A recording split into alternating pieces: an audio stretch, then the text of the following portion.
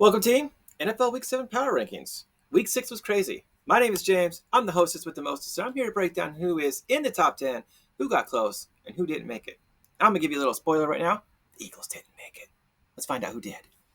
In the number 10 spot, you got the Los Angeles Rams. They're 4-2, and they're doing pretty good, except for that loss against the Niners. And they barely beat Baltimore. Let's be realistic.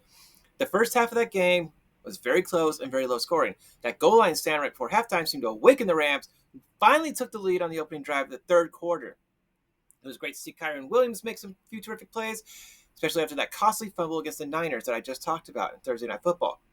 I still can't help but think, and even a moderately healthy Ravens team with Lamar Jackson could have beaten the Rams the way they were playing, especially with the fact that on special teams, with blocked kicks, the Rams are cursed.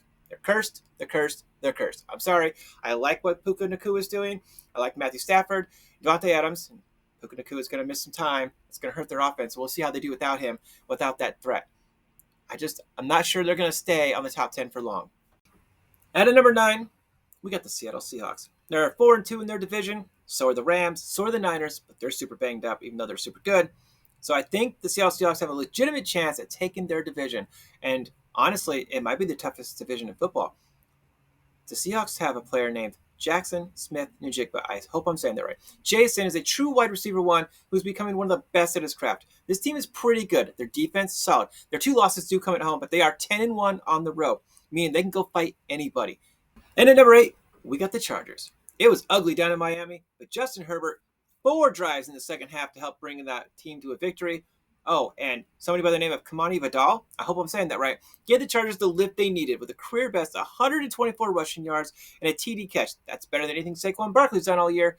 Just throwing that out there. They're 4-2 overall and 3-0 in the division, so building an early cushion has helped the Los Angeles stay afloat. With 2 measuring stick games at home upcoming with the Colts and the Vikings, the Bolts are hanging on by a thread, but Jim Harbaugh's team remains in contention. Number 7, we got the New England Patriots led by Drake frickin' May. In Week 5, it was May to Stephon Diggs. On Sunday, it was May to Demario Douglas and Keyshawn Bolt. Boat? I don't know. I'm probably saying his name wrong. But it was really good. There are limitations to the run game, and the defense has some problems. But the way things are going, the Patriots are steaming toward a winning season. They're 4-2. Their next 2 games are against the Titans and the Browns, who no longer have Joe Flacco. And it's amazing to say that they no longer have Joe Flacco, and that's a bad thing. And they have both their games against the Jets still on the schedule. Maybe I should have picked the Patriots for my dark horse team. I'm just saying. They have an MVP candidate in Drake May. Watch out, people. Tom Brady 2.0. And at number 6, we got the Detroit Lions. The Lions have struggled against teams with explosive offenses this season. They had issues at times with Green Bay in Week 1. And let's face it, that was all game. The only time they were able to do anything more than pass for 5 yards was in trash time in the fourth quarter. Now, I'm not biased at all. That's just fair. And against Lamar Jackson and the Ravens, who everyone at this point realizes they have serious issues, that was an extremely close game.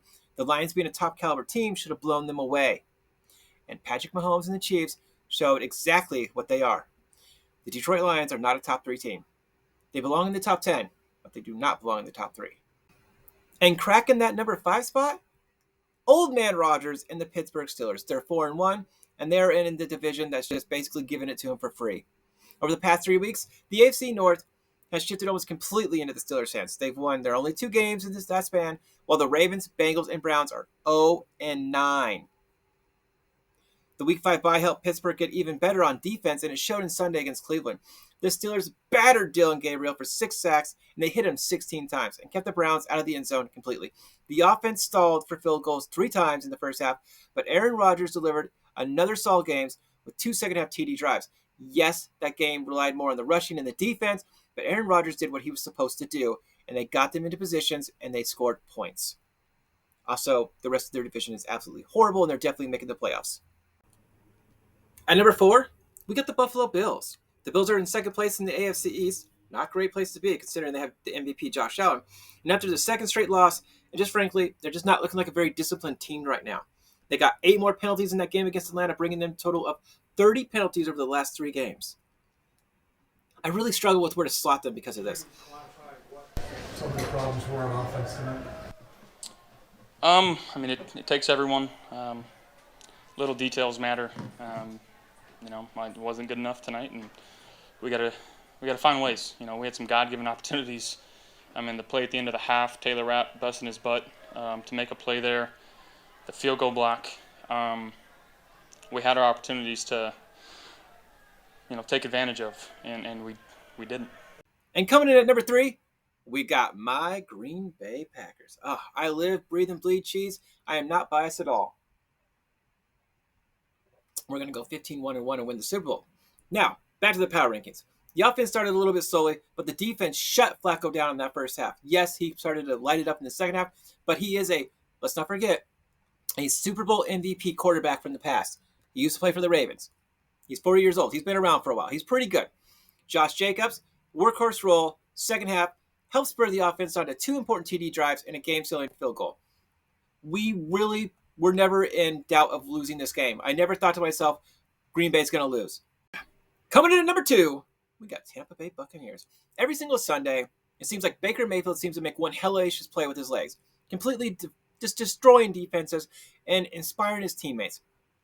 Sunday's offering was a ridiculous scramble to move the chains on 3rd and 14. 2 snaps later, he delivered a bomb to rookie wide receiver Tez Johnson, who made a fingertip grab, and it was probably the best play of the week and arguably one of the best plays of the year. It was that good.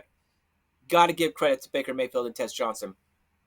Johnson and second-year pro Cameron Johnson, no relation, might have to be the newest breakout receivers, though. The receiver core, a little bit thin. Emeka Ibuka, the latest one to get hurt, joining Mike Evans, Chris Godwin, Jalen McMillan. They have some issues at injuries there. The receiver rank is thin, but with Mayfield under center, the Buccaneers always have a chance. And at number 1, it's going to be a surprise to most because I think most people put Tampa here. I got the Indianapolis Colts. Let's take a look at some of the numbers here. The best point differential. The Colts point differential, plus 74. That's the best in the NFL. They win by wide margins. They're 5-1, currently the number 1 seed in the entire AFC, and put some respect on their name. They have the best running back, Jonathan Taylor. They're winning decisively. 3 of their 5 wins this season by more than 20 points, which is the most in the NFL. Number 1 yet again. I'm just throwing that out there. They possess a plus 5 turnover ratio, which is tied for 4th in the NFL, showing their effectiveness at protecting the ball and forcing takeaways. You win the turnover battle, you win games. All right, team, there's the power rankings for Week 7. I know a lot of people are going to be wanting to argue in the comments, and I'm ready to go at it. Why is Tampa not number 1? I assume that's going to be the biggest one, because I think the Colts are a better team. I said what I said. Welcome to the team. I love you guys. Remember, like, comment, subscribe, follow. It really helps my channel out, and as always, go Pack Go.